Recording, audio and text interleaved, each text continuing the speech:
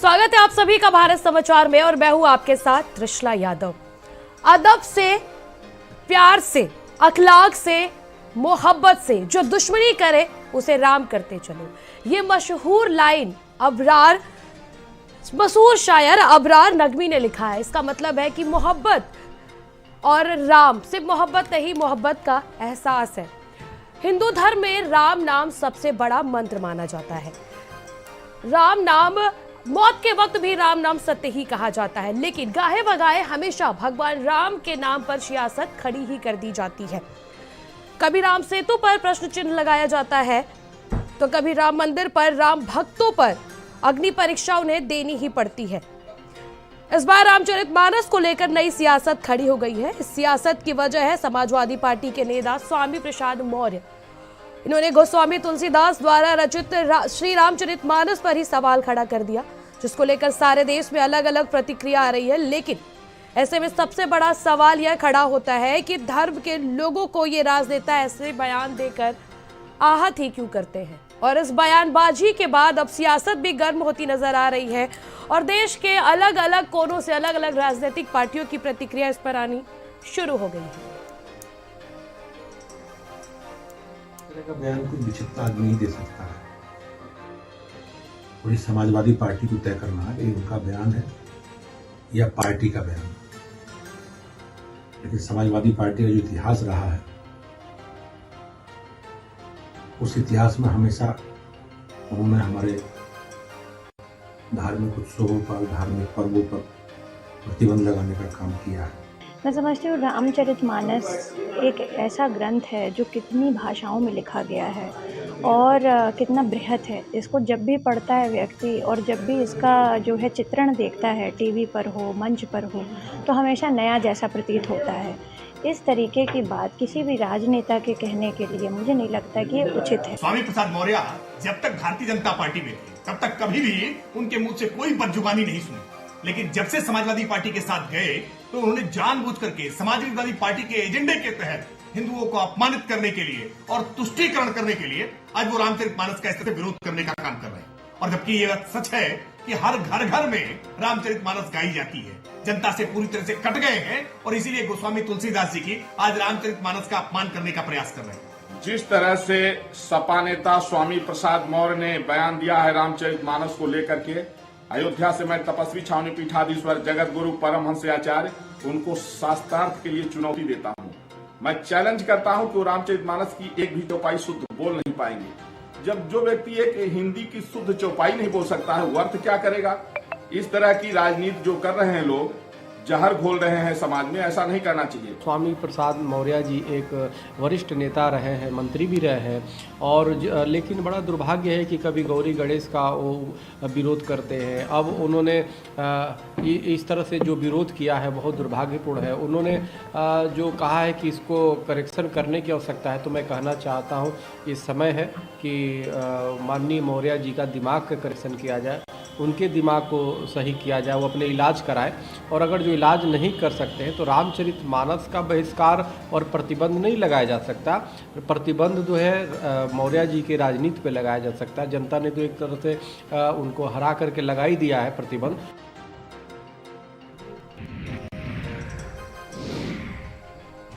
और कहीं ना कहीं ये राजनीति जो है वो गहराती जा रही है।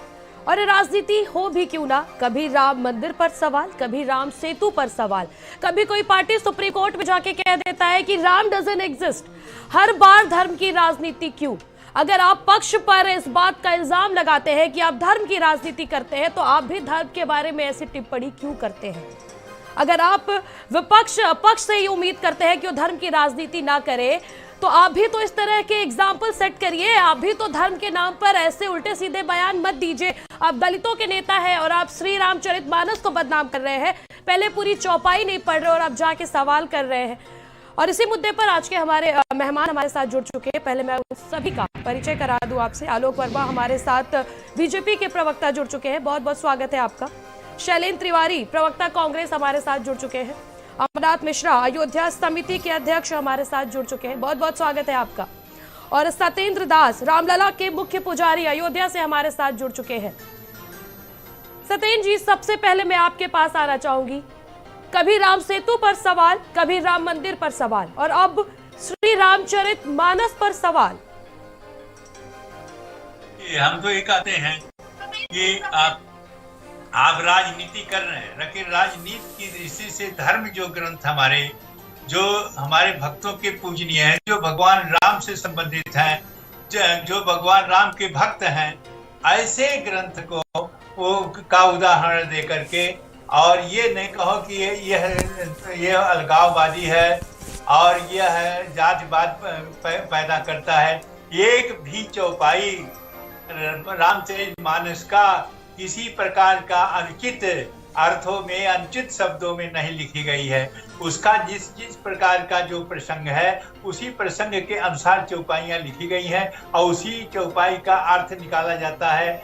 अब ये एक दो चौपाई कह रहे हैं, जब उसका अर्थ नहीं जानते, इसीलिए उन चौपाइयों का अर्थ अनर्थ के रूप में कह रहे हैं कि यह अपमान किया है, शूद्र लिखा है, और पूजी विप्र सकल गुणहीना, शूद्र ने गुणगण ज्ञान प्रवीणा। फिर कहते हैं कि ढोल गवार शूद्र पशनारी सकल ताड़ना के अधिकार। ये सारी चौपाइयों को जो देते हैं, लिखते हैं, और इसी उदाहरण दे करके रामायण को जो कह रहे हैं कि नहीं ये अलगाववादी है, ये अपमानजनक शब्द इसमें लिखे गए हैं, और इस प्रकार का नहीं, उनको उसका अर्थ उनको नहीं मालूम है। जब उनको अर्थ ही नहीं मालूम है, एक चौपाई का अर्थ नहीं मालूम है, जिस भगवान का चरित्र उसमें वर्णित है वह कोल, भील, गिरवासी, बनवासी, बानर, भालू सबको गले लगाने वाले भगवान राम, और ऐसे भगवान राम के ऊपर लिखा गया जो रामचरितमानस है, जो उनका घर माना जाता है।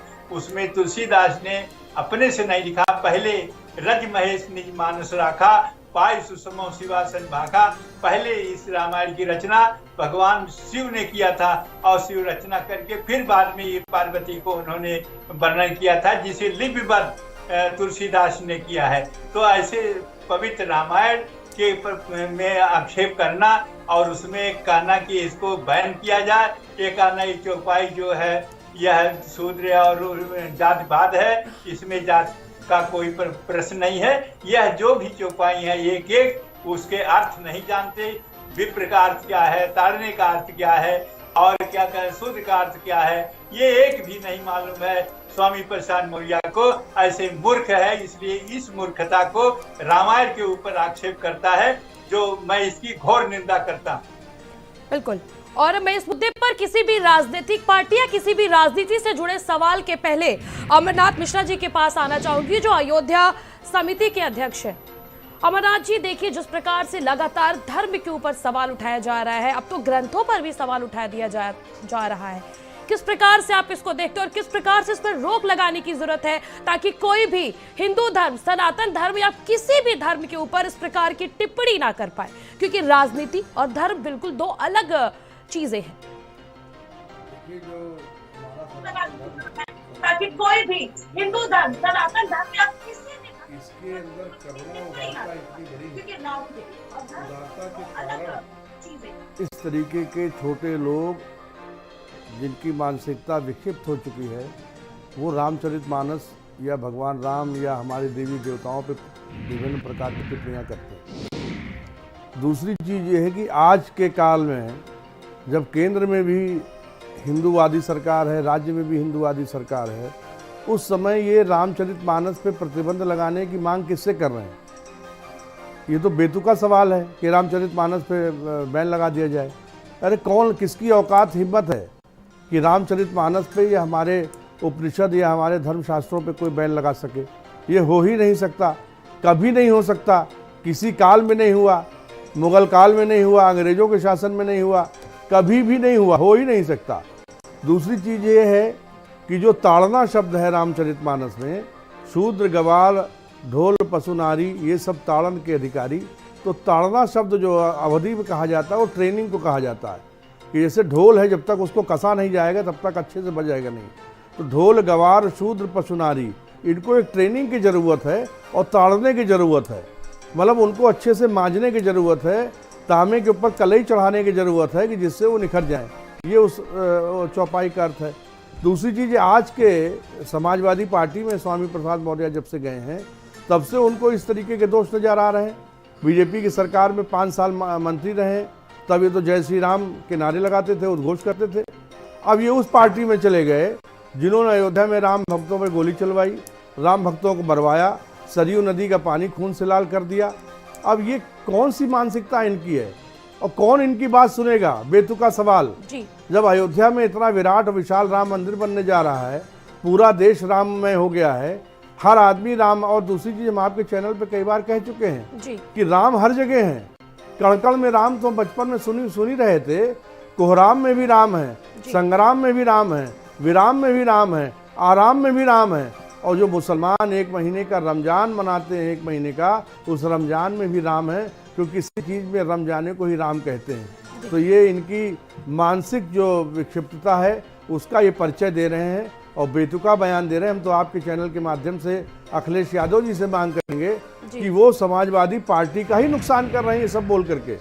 उनको तो माफ़ी मांगनी चाहिए, क्षमा याचना करनी चाहिए। राम तो बहुत बड़ी चीज़ है, राम भक्तों से उनको क्षमा याचना करनी चाहिए, क्षमा मांगना चाहिए। भविष्य में कभी ऐसा ये नहीं करेंगे, इस तरीके का उनको कोई न कोई प्रमाण देना पड़ेगा। बिल्कुल। हमारे साथ भारतीय जनता पार्टी से आलोक वर्मा जी जुड़े। आलोक जी, जिस प्रकार से अब श्री रामचरितमानस पर ये बयान सामने आया है, कहीं ना कहीं एक लगातार समाजवादी पार्टी, जब 2022 का चुनाव था तो समाजवादी पार्टी के जो राष्ट्रीय अध्यक्ष है उनके सपने में भगवान श्री कृष्ण आ रहे थे और उन्हीं के अवतार भगवान श्री राम के ऊपर इस प्रकार के सवाल स्वामी प्रसाद मौर्य ने उठाया। किस प्रकार से आप देखते हैं, क्या ये जो राजनीति राम और भगवान के नाम पर हो रही है, इस पे किस प्रकार से विराम लगेगा? भारतीय जनता पार्टी की सरकार है, इस प्रकार के मुद्दों पे किस तरह से विराम लगना चाहिए? नहीं, मैं तो चाहता हूं कि अखिलेश यादव जी आए, जिस तरीके का बेतुका बयान उनके साथी ने किया है उसी तरह का बयान बोलते हैं। वो पीछे छुप के बयान क्यों दिलवा रहे हैं? उनका तो चेहरा पूरी दुनिया जानती है, हिंदुस्तान जानता है, उत्तर प्रदेश जानता है कि किस तरीके से भगवान राम के भक्तों के लिए, भगवान राम के लिए उनके मन में क्या है, उनकी सोच में क्या है। मुझे लगता है कि जो लोग लगातार उत्तर प्रदेश में, हिंदुस्तान में चुनाव हार रहे हैं, वो इस तरीके की बात कर रहे हैं, इस तरीके का प्रोपोगंडा खड़ा कर रहे हैं। समाजवादी पार्टी उत्तर प्रदेश में 2014 से लगातार हारती रही है, कुछ भी वो करते रहे हैं, लगातार हारते। 2014 का इतिहास आप अच्छी तरीके से जानते हैं। उसके बाद 2017 का जब चुनाव हुआ था, विधानसभा का चुनाव हुआ था, कांग्रेस को साथी बनाकर वो चुनाव में उतरे थे, बुरी तरीके से हारे थे। 2019 में उन्होंने बसपा के साथ गठबंधन किया, दोनों पार्टियों को 10 और 5 सीटें मिली। 2022 में भी वो बुरी तरीके से हारे हैं। तो मुझे लगता है कि अब उन्हें पता नहीं चल रहा है कि करे तो करे क्या। उत्तर प्रदेश की सियासत, दिल्ली की सियासत की तरफ मुंह लगा के देख रहे हैं, उधर की तरफ मुंह करके देख रहे हैं। उत्तर प्रदेश में उनकी दाल गल नहीं रही है, दक्षिण भारत जा रहे हैं, वहां नए साथी तलाश रहे हैं। लेकिन मुझे लगता है कि उत्तर प्रदेश के लोग, हिंदुस्तान के लोग उनके चेहरे को अच्छी तरीके से जानते हैं, पहचानते हैं। आलोक जी, क्या आपको ये लगता है कि जिस प्रकार से भारतीय जनता पार्टी की एक छवि बना दी गई है कि वो भगवान श्री राम के नाम पे राजनीति करे, तो समाजवादी पार्टी को कहीं ये तो नहीं लगता है कि भगवान श्री राम और अपने ग्रंथों के अगेंस्ट बोल के वो अब सत्ता में आ जाएंगे? इस प्रकार के सपने तो अब राजनीतिक पार्टियां नहीं देख रही हैं। अलग अलग तरीके के सपने देख रहे हैं, ख्वाब देख रहे हैं। ख्वाब देखने में कुछ नहीं जाता, लेकिन मुझे लगता है कि किसी भी धर्म के ऊपर आक्षेप करना, किसी भी धर्म के ग्रंथों पर सवालिया निशान उठाना, ये ठीक नहीं है। आप राजनीति कीजिए, बहुत तरीके हैं, विकास की राजनीति कीजिए, किस तरीके से देश दुनिया आगे की तरफ बढ़े, हिंदुस्तान देश दुनिया में नाम पैदा करे, इस पर चिंतन मनन कीजिए। अंतिम पायदान पर जो लोग खड़े हैं, चाहे वो दलित हैं, चाहे वो पिछड़े हैं या फिर महिलाएं हैं, उनकी तरफ उनकी चिंता आप कीजिए। लेकिन आप धर्म ग्रंथों पर सवाल उठाएंगे, ये जायज नहीं है। मुझे लगता है कि ये जो हिंदुस्तान है, ये सभी धर्मों का है। सभी अपने पंथ का आदर करें, अपने धर्म का आदर करें और दूसरे के धर्म का सम्मान करें। यही भारतीय संस्कृति सिखाती है। हिंदू अच्छा हिंदू हो, मुसलमान अच्छा मुसलमान हो, ईसा मसीह जो ईसा के धर्म को मानता है, वो अच्छा जो है अपने धर्म का पालन करे। तो मुझे लगता है कि हिंदुस्तान की संस्कृति यही समझाती है, यही सिखाती है। और समाजवादी पार्टी के स्वामी प्रसाद मौर्य को भी अच्छी तरीके से समझना चाहिए कि धर्म ग्रंथ के ऊपर आप सवालिया निशान उठाएंगे तो उससे राजनीतिक नैया पार होने वाली नहीं है। आपको जमीन पर उतरकर लोगों के लिए काम करना होगा, आपको नई तस्वीर बनानी होगी। समाजवादी पार्टी कुछ इस तरीके का काम करे जिस तरीके से भारतीय जनता पार्टी आम लोगों के लिए करती है, तब उनके लिए उत्तर प्रदेश की राजनीति में कोई जगह है। वरना वो इतिहास में भी दिखाई पड़ने वाले नहीं है। साउथ इंडिया में जाके, दक्षिण भारत में जा करके किसी नई पार्टी से कुछ गठबंधन बना करके आपको लगता है कि आप केंद्र में चले जाएंगे, उत्तर प्रदेश के लोगों के मन में उतर जाएंगे, तो मुझे लगता है ये बहुत दूर की कौड़ी है। भारतीय जनता एक ऐसी पार्टी जो सबको साथ लेके चलती है। सबका साथ, सबका विश्वास, सबका सम्मान, ये हमारी नीति का हिस्सा है। इसी को लेकर के हम आगे बढ़ते हैं। शायद इसीलिए उत्तर प्रदेश के लोग हो या हिंदुस्तान के लोग हो, वो भारतीय जनता पार्टी के साथ खड़े हैं। 2024 के इलेक्शन की दरअसल सारी कवायद है। आप जान लीजिए कि 2024 में हम शानदार जीत हासिल करने जा रहे हैं, इसीलिए अब इनके पास रास्ता नहीं बचा। लेकिन आप एक बात बताएं, जिस प्रकार से आप लोगों पर भी, मेरी बात सुनिए, जिस प्रकार से आप लोगों पर भी इल्जाम लगते आया है कि आप लोग भी जात की राजनीति, अभी आपने कहा कि हिंदू, मुसलमान, सिख, ईसाई, जो जितने भी धर्म है हमारे हिंदुस्तान में, सबको एक होकर रहना चाहिए। आरोप तो आप पर भी लगते, आखिर उनका ये कहना है कि इतनी प्रतिद्वंदता, इतनी इस प्रकार की जो मानसिकता दिखाई जा रही है धर्म को लेके, क्यों दिखाई जा रही है? आप लोग इस वक्त विपक्ष में है, क्यों नहीं इस प्रकार के जो कृत्य उस पर रोक लग रहा है? हर जगह क्यों हिंदू मुसलमान हो रहा है? इस प्रकार से हिंदू मुसलमान हो रहा है कि ग्रंथों पर भी सवाल उठाया जा रहा है। किस प्रकार से माहौल खराब किया जा रहा है? हम अपने आने वाली पीढ़ी को क्या मैसेज दे रहे हैं? अरे साहब, स्वामी प्रसाद मौर्य जी जो हमारे यहाँ 5 साल थे, एक बार भी इस तरीके की बात नहीं की। अब जब समाजवादी पार्टी के साथी हो गए हैं, समाजवादी पार्टी में शामिल हो गए हैं, तो इस तरीके की बातें क्यों कर रहे हैं? धर्म ग्रंथों पर सवाल उठाने की जरूरत उनको क्यों पड़ रही है? तो निश्चित रूप से अब इनके पास कोई रास्ता नहीं बचा है। इसलिए अनाप शनाप कुछ भी। तो आपको क्या लगता है ये समाजवादी पार्टी की संगति का असर है? आपने कहा जब हमारी पार्टी में 5 साल थे तो अब इस तरह की बात नहीं करते, तो आपको क्या लगता है समाजवादी पार्टी में जाने का असर है? मैं तो यही देख रहा हूँ। 5 साल भी हमारे साथ भी थे, मंत्री थे, तो क्या आलोक वर्मा जी आप अपना असर दिखाएंगे? उस समय स्वामी प्रसाद मौर्य के खिलाफ कोई आप प्रदर्शन करेंगे? उस समय क्या भारतीय जनता पार्टी कोई FIR दर्ज करेगी? उस समय तो इस तरीके की बातें नहीं कर रहे थे। समाजवादी पार्टी में जाने के साथ ही, जाते ही वो इस तरीके की उल जुलूल अगर बात करने लगे हैं। बिल्कुल, शायद आपको आवाज नहीं आया लोग जी। मैं आपको बता दूं, अमरनाथ मिश्रा जी का सवाल है कि क्या भारतीय जनता पार्टी इनके खिलाफ कोई FIR दर्ज करवाएगी इस प्रकार से जिस तरह से श्री राम टिप्पणी की गई? क्या कार्रवाई? क्योंकि आप लोग हमेशा आप लोग भी भगवान राम और राम मंदिर की बातें, मैं इस बात को कहती हूँ कि हमेशा सामने आके की गई है। सनातन धर्म के लिए हमेशा से भारतीय जनता पार्टी ने बात किया है। तो अब क्या श्री रामचरितमानस के मुद्दे पर आप लोग सामने आएंगे? आप लोग किसी प्रकार से इस पर आवाज उठाएंगे? पता नहीं, मैं तो कहीं शायद कोई मुझे बता रहा था, मैं बहुत ज्यादा इस पे तो नहीं गया, लेकिन कुछ लोगों ने शायद FIR भी दर्ज कराई है। और मुझे लगता है अरे कुछ लोगों की बात नहीं है, बात भारतीय जनता पार्टी की हो रही है कि सरकार आपकी केंद्र में यहाँ पर और राम के नाम पे आप वोट लेते हैं, राम के नाम पे आप राजनीति कर रहे हैं। आप क्या कार्रवाई कर रहे हैं आप बताइए। फिर आप अपनी बात बोलिएगा। आपने अपनी बात कह ली। अगर कानून की नजर में गलत होगा तो निश्चित रूप से कानून के फंदे में वो आएंगे। एक राजनीतिक पार्टी के प्रवक्ता के तौर पर मैं ये कहना चाहता हूं कि आप राजनीति कीजिए, सियासत कीजिए, हमारे ऊपर सवालिया निशान उठाइए, हमको आईना दिखाने की कोशिश कीजिए, सड़कों पर हमारा अगर हमने कुछ गलत किया हो हमारा विरोध कीजिए, लेकिन धर्म ग्रंथों पर जो धर्म की आस्था पर उस पर सवालिया निशान लगाना मुझे लगता है मुनासिब नहीं है। अब स्वामी प्रसाद मौर्य के पीछे कौन है? ये तो समाजवादी पार्टी के साथी अगर हैं तो वो ज्यादा अच्छी तरीके से बताएंगे। क्या अखिलेश यादव जी क्या कह रहे हैं? अभी तो उनका कोई खंडन नहीं है। अखिलेश यादव जी का बयान आ चुका है। लोग जी मैं आपको बता दूं, अखिलेश यादव ने बयान दे दिया है कि उनका अपना पर्सनल, अपना व्यक्तिगत मामला है। उन्होंने ये बयान दे दिया है। अब ये बताइए, भारतीय जनता पार्टी जो भगवान श्री राम के नाम पर राजनीति करती है, क्या इस मुद्दे पर खुलकर सामने आएगी जिस प्रकार से ये बयानबाजी की गई है? इसने कह दिया कि भारतीय जनता पार्टी भगवान राम की सियासत करती है।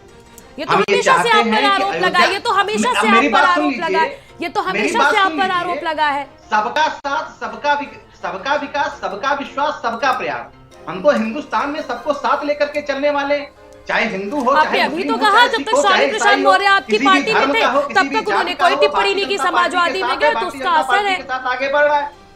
हम किसी धर्म को लेकर के सियासत नहीं करते, लेकिन हम ये जरूर मानते हैं कि अयोध्या में ही भगवान राम का भव्य मंदिर बनना चाहिए। तो अगर क्या समाजवादी पार्टी के साथी नहीं मानते? क्या उनको नहीं लगता? तो अभी कि आपने मथुरा कहा ना भगवान कृष्ण का भव्य 2023 में बनना मंदिर चाहिए? बन के तैयार हो रहा है, तो हमें लगता है उनको क्या इस बात का डर तो नहीं सता रहा है कि 2023 में माफ कीजिएगा, जब राम मंदिर बन के तैयार हो जाएगा 2024 में, तो क्या उस मुद्दे पर आपको वोट मिल जाएगा और उनको नहीं मिलेगा? क्या ही डर तो नहीं सता रहा है स्वामी प्रसाद मौर्य को? वो समझे उनको किस बात का डर सता रहा है। एक सनातन धर्म पर आक्षेप करने की उनको जरूरत क्या है? एक धर्म ग्रंथ पे जिसमें पूरा हिंदुस्तान मानता है, जो हिंदुओं का नहीं है, सभी धर्मों का वो धर्म ग्रंथ है। और भगवान राम को मर्यादा पुरुषोत्तम मानते हैं, हम तो भगवान से ज्यादा मर्यादा पुरुषोत्तम मानते हैं। बिल्कुल बिल्कुल। देखिए आलोक जी, मेरा भी यही कहना है कि भगवान के नाम पर किसी को राजनीति करने की जरूरत नहीं है, चाहे वो कोई भी राजनीतिक पार्टी हो। हम आपके पास वापस आएंगे, हमारे साथ कांग्रेस से शैलेंद्र तिवारी जी, जीवन जिया है। आलोक जी हम आपके पास वापस आएंगे, हमारे साथ शैलेंद्र तिवारी जी जुड़े हैं कांग्रेस से। क्या कहना चाहेंगे शैलेंद्र जी, जिस प्रकार से अब ग्रंथों पर राजनीति तेज हो रही है, राजनीति नहीं हो रही है, अभद्रता हो रही है, क्या कहेंगे आप? किस प्रकार से कांग्रेस उस पर अपनी प्रतिक्रिया देगा? देखिए, जिस रामायण की आप बात कर रही हैं, उसी रामायण में एक चौपाई है कि जाकी रही भावना जैसी, प्रभु मूरत देखी तिन तैसी। ये तो रही बात एक सुचिता के साथ। जैसे कि शाक्य वंश के लोगों में कहा जाता है कि जो शाक्य हैं, कछवाल हैं, गहलोत हैं, कछा हैं, सिसोदिया हैं, ये लोग जो है राम के वंशज हैं, ऐसा कहा जाता है। तो ये मौर्य समाज के वंशज हैं कि नहीं हैं, प्रश्न चिन्ह इन पर लगता है, क्योंकि ये सब राम के वंशज हैं ऐसा बताया जाता है। एक बात दृष्टिकोण ये। दूसरा बात, जैसे कि अभी अमरनाथ जी ने कहा, मैं उनकी बात का समर्थन करता हूँ और उस पर डिटो होते हुए बात कहना चाहता हूँ कि आप इस पर क्या कार्रवाई करेंगे, यानी सरकार क्या कार्रवाई करेगी। और सरकार की ये जिम्मेदारी बनती है कि करोड़ों हिंदुओं की आस्था को ठेस पहुंचाने वाले व्यक्ति को जेल की सलाखों के पीछे डाल देना चाहिए। सरकार ऐसा नहीं कर रही है, जो कि धर्म की पुरोधा बनती है, अपने आप को बहुत बड़ी जो है वो समझती है कि हम इसके हिंदुओं के पुरोधा हैं, वो ऐसा नहीं कर रही है। तो पाप की भागीदार तो वही है। मेरा अपना मानना है कि ऐसा ना करने वाले लोग जो आज नहीं कर रहे हैं, सरकार में बैठे हैं, वो भी दोषी हैं उतने ही जितने कि मौर्य समाज के लोग दोषी हैं। या उन्होंने, मौर्य ने कहा, सॉरी समाज की मैं पूरी बात नहीं कर सकता हूँ, मौर्य जी की बात कर रहा हूँ जिन्होंने ये बात कही है। और ये फिर बता रहा हूँ मैं, ये इनका पुराना बयान भी है, पहले भी बयान ऐसे आ चुके हैं, बसपा सरकार में भी बयान आए, भाजपा में बयान दिए गए, लेकिन भाजपा में इन पे जो है बयान जब दिया गया था तो ये अंडरग्राउंड हो गए थे, बयान उन्होंने तब भी किया था। पुराने साथी हैं, ठीक है, और ये पुराने साथी हैं, इसलिए मैं एक बार भी ये नहीं कहते आलोक जी कि स्वामी प्रसाद मौर्य को अपनी बात वापस लेनी चाहिए, उन्हें देश से माफी मांगनी चाहिए। एक मिनट, एक बार भी ये नहीं कहेंगे, एक मिनट, बाकी सारी बातें वो कर लेंगे, सारी बातें वो कह देंगे। आलोक जी एक मिनट, मैं जो कह रहा हूँ उसे आप नहीं सुन रहे हैं, क्योंकि आप नहीं, जो मैं आपकी पूरी बातें सुन रहा हूँ, आपने अपने कान में रुई डाल रखी है। लेकिन मुझे लगता है मैंने कहा कि सरकार को इस पे कार्रवाई करते हुए उनको सलाखों के पीछे डालना चाहिए। अब इससे क्या कहें, हम यहाँ चैनल पर उनसे भद्रता नहीं करेंगे, बोल दीजिए, करोड़ों लोग इसके बीमार हैं, आप एक बार जरा बोलिए ना, एक बार ये भी कह दीजिए कि समाजवादी पार्टी के मुखिया अगर कह रहे हैं कि उनका निजी बयान है, तो एक बार सबके सामने कह दें। आप ये बात सभा से पूछेगा, ये बात सभा से पूछेगा, जो बात हम कह रहे हैं वो बताइए पहले आप। का समय आता है, पहले आप ये बताइए आलोक जी, जो बात मैं पूछ रहा हूँ उसका जवाब दीजिए। अब तक आपने उन पर कार्रवाई नहीं की, करोड़ों हिंदुओं की आस्था पर ठेस पहुंचाने वाले आदमी को जेल क्यों नहीं भेजा? तो कुछ सियासी दल जो है भगवान राम और भगवान कृष्ण का नाम लेने लगते हैं, और जब इलेक्शन गुजर जाता है तो आगे निशान लगा रहे हैं। आगे मत, सीधे सवाल का सीधा जवाब, सीधी बात, नो बकवास, सीधी बात कीजिए। आप बताइए कि आपने क्या कार्रवाई की ऐसे व्यक्ति को जो करोड़ों हिंदुओं की आस्था को ठेस पहुंचा रहा है, उसको जेल की सलाखों के पीछे क्यों नहीं डाला? आप बताइए। जितने जिम्मेदार वो हैं उतने आप भी हैं और आपकी सरकार है, वर्तमान सरकार है, कि उनकी जिम्मेदारी बनती है। जवाब दीजिए आलोक वर्मा जी, क्या कहना चाहेंगे आप? जितने अभी शैलेंद्र तिवारी जी ने कहा कि जितने जिम्मेदार वो इस प्रकार की बयान देकर, उतने ही जिम्मेदार आप हैं, क्योंकि आप लोगों ने अभी तक कोई कार्रवाई नहीं की।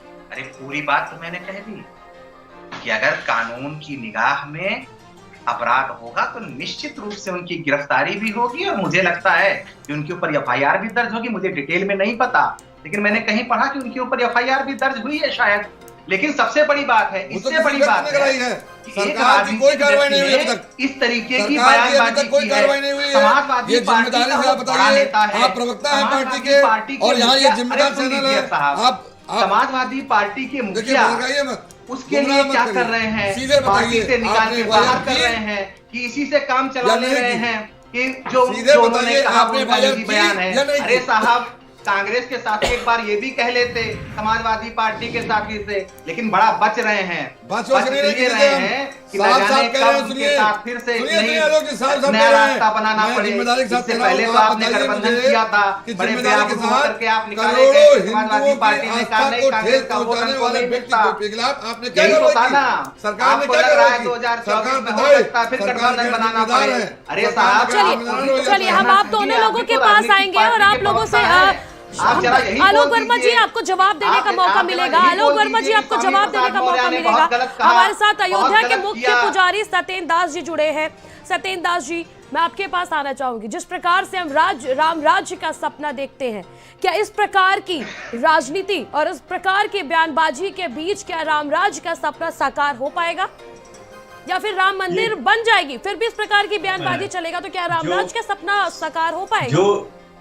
जो लोग भारतीय जनता पार्टी की करते हैं, भारतीय जनता पार्टी एक बार नहीं कई बार कह चुकी है कि भगवान राम हमारे आस्था में, और भाजपा ने कभी किसी भी धर्म के ग्रंथों पर आरोप नहीं लगाया।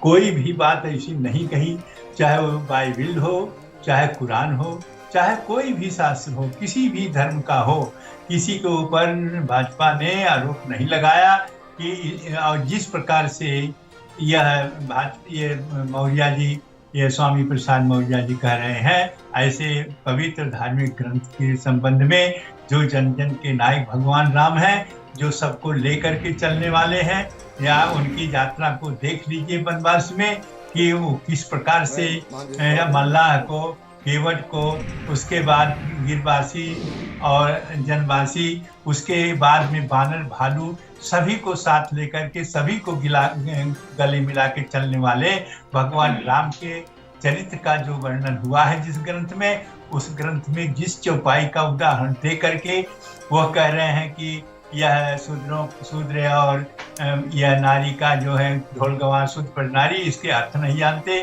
ताड़ना का अधिकार अर्थ क्या है और विप्र का अर्थ क्या है, ये सारे अधिकार अर्थों को न जानने के कारण से इस प्रकार से उटपटांग भाषा बोल करके इस पर आरोप लगा रहे हैं। और मैं कहता हूं कि धर्मनीति और धर्मनीति को अपने ढंग में रहने दीजिए।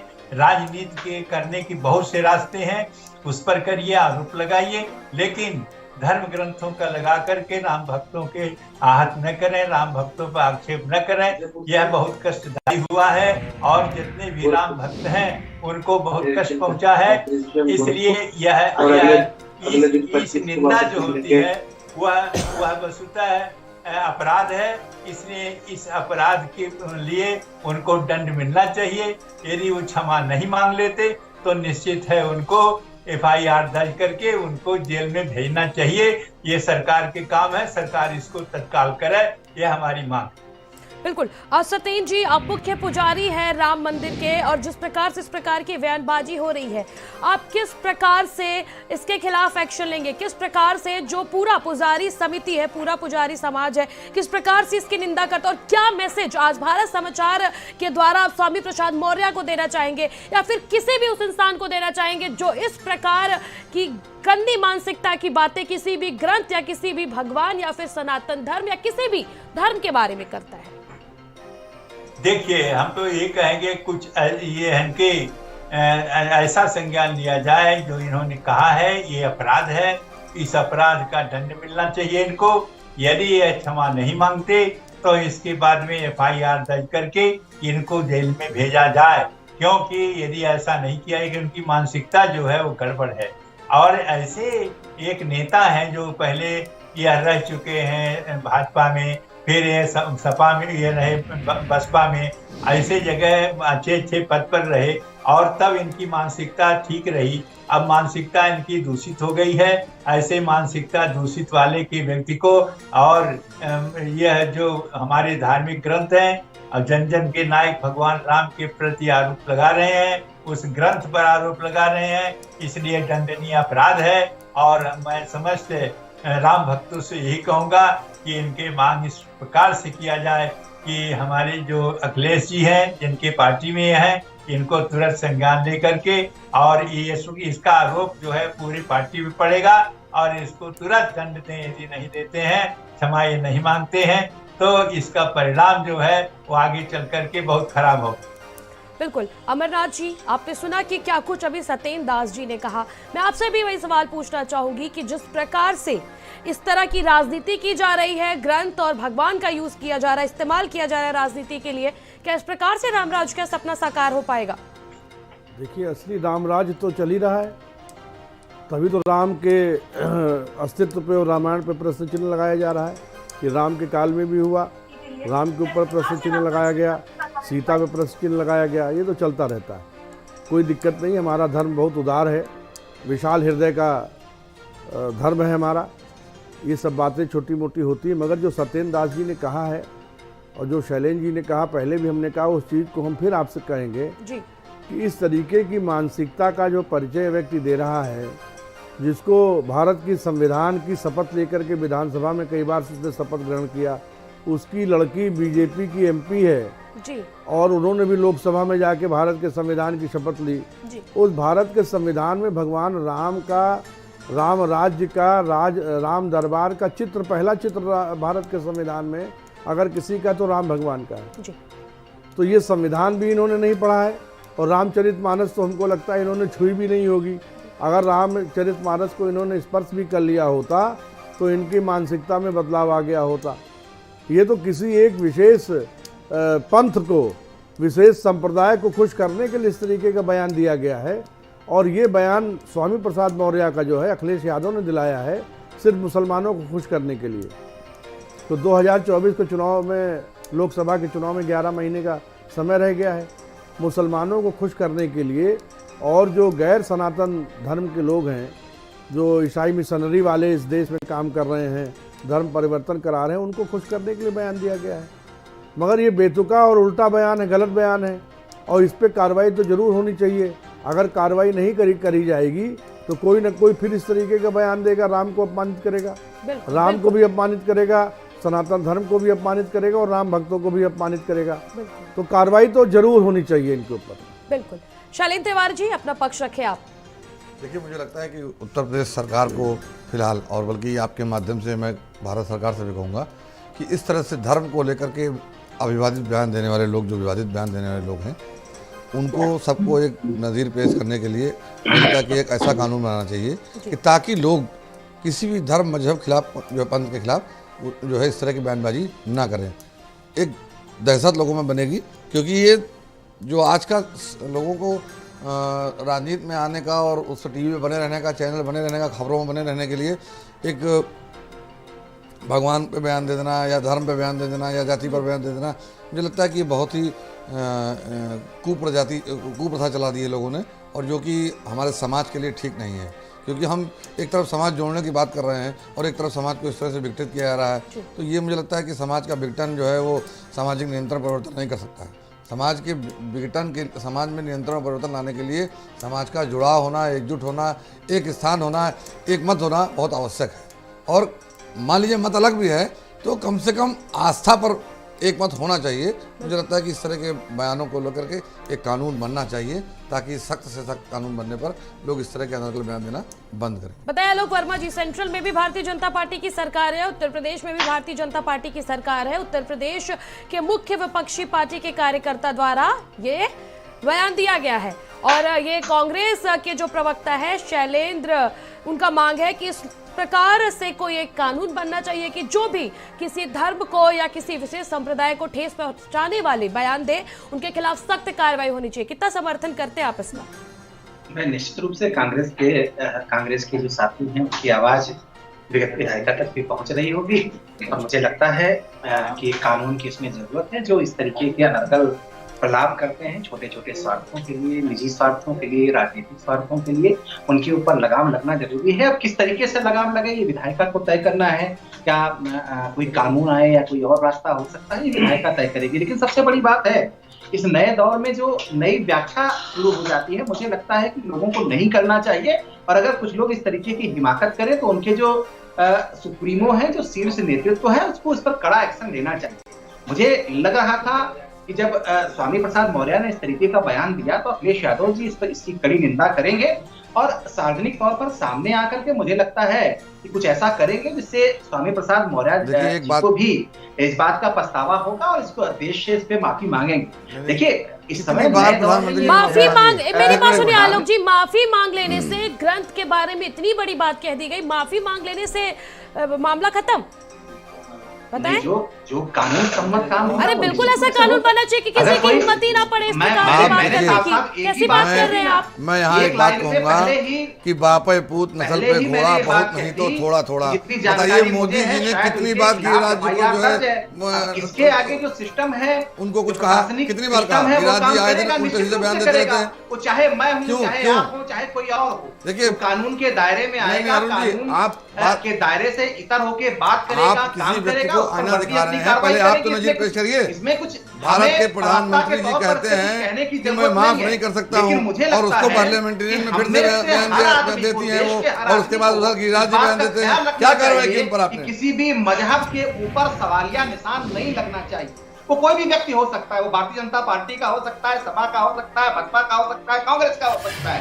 हर धर्म की इज्जत करना हम सबका कर्तव्य है।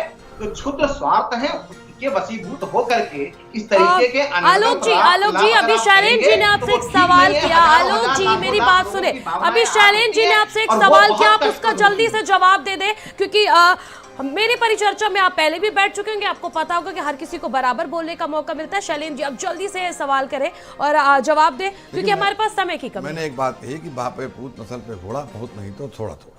मोदी जी की सरकार कैबिनेट में कई बार गिरिराज जी ने बयान दिए, कई बार उनके सांसदों ने बयान दिए। मोदी जी ने कब पलट कर उन पर कहा कि ये गलत बात है, इस पर नहीं करना चाहिए? कभी उन्होंने बोला? कभी नहीं बोला। तो जैसे आप नजीर पेश कर रहे हो वैसे लोग कर रहे हैं। आपने जो बातें कही कुल मिलाकर के, ऐसी परिस्थिति में सीधे सीधे बात यह है कि आपने सरकार के हिसाब से जो इस पे कानून बना है उसके तहत आस्था भड़काने वाले लोगों को तत्काल प्रभाव से जेल की सलाखों के पीछे डालना चाहिए। बताइए आलोक जी। मैं राजनीतिक प्रवक्ता हूँ, साफ साफ कह सकता हूँ कि हर राजनीतिक व्यक्ति को अपने दायरे का भान होना चाहिए, अपने दायरे के अंदर ही उसको जो है अपनी बातचीत रखनी चाहिए। दूसरी बात, अहम बात, कि जो प्रशासनिक मशीनरी है, जो वर्दी है, जो कानून है, वो अपना काम हमेशा करता रहा है। योगी जी के पिछले 6 साल के शासन में कोई भी ऐसा व्यक्ति जो कानून सम्मत काम ना करता हो बच नहीं पाया है। तो मुझे लगता है कि कानून अपना काम करेगा। लेकिन सबसे भी अहम बात यह है कि हर राजनीतिक व्यक्ति को अपने दायरे की पहचान होनी चाहिए। किसी भी धर्म पर आक्षेप करना, किसी भी धर्म के आलोक जी अपने बड़ी पॉइंट की बात कही कि हर राजनीतिक व्यक्ति को अपनी मर्यादा पता होनी चाहिए। किसी भी धर्म के बारे में, किसी भी जाति, किसी भी संप्रदाय के बारे में बोलने से पहले आपने बहुत सही बात कही है। और मैं खुद आज ये कहना चाहूंगी कि हर राजनीतिक पार्टी को अपनी मर्यादा का ध्यान रखना चाहिए। अमरनाथ जी मैं आपके पास आना चाहूंगी और भारत समाचार की माध्यम से आप क्या कुछ मैसेज ऐसे लोगों के लिए देना चाहेंगे जो आज कल श्री रामचरितमानस पर इस प्रकार की टिप्पणी कर रहे हैं और सिर्फ धर्म की राजनीति कर सत्ता के कुर्सी पर बैठना चाह रहे हैं? हम तो आपके चैनल के माध्यम से विशाल मौर्य समाज से मांग करेंगे और अनुरोध करेंगे कि इनका हुक्का पानी बंद करें अपने समाज में। इनका बहिष्कार किया जाना चाहिए। सामाजिक बहिष्कार ऐसे व्यक्तियों का बहुत ज़रूरी है, क्योंकि जो राम के विरुद्ध टिप्पणी करें, रामायण के विरुद्ध टिप्पणी करें, उनको हम लोग बर्दाश्त नहीं कर सकते, क्योंकि हम राम भक्त हैं, इसलिए मर्यादा में हम बात कर रहे हैं। इन्होंने तो ऐसा काम किया है कि इनकी तो जितनी पिटाई की जाए उतना कम है। मगर ये काम पिटाई का हमारे उत्तर प्रदेश पुलिस और पीएसी का है, वो इनको शुद्ध कर देगी अगर 2-4 FIR और हो गई। ये किसी ने पसंद नहीं किया है पूरे देश दुनिया में। खाली राम हमारे देश के, भारत के नहीं है। जहाँ से सूर्य उदय होता था और जहाँ सूर्य अस्त होता था वहाँ तक राम का दरबार था, राम राज्य था। राम को मानने वाले पूरी दुनिया में लोग हैं। राम के प्रति आस्था रखने वाले, श्रद्धा रखने वाले, श्री राम जय जय राम का जप करने वाले पूरी दुनिया में हर जगह आदमी मिलेंगे। ये पूरी दुनिया के राम भक्तों का अपमान है। तो इनका तो सामाजिक बहिष्कार किया जाना बहुत ज़रूरी है। और आपके चैनल के माध्यम से हम सबसे यही अनुरोध करेंगे, आग्रह करेंगे कि इनका सामाजिक बहिष्कार किया जाए। बिल्कुल। और आप सभी का हमारे साथ जुड़ने के लिए और अपना अपना पक्ष रखने के लिए बहुत बहुत धन्यवाद। जिस प्रकार से अब भगवान श्री राम के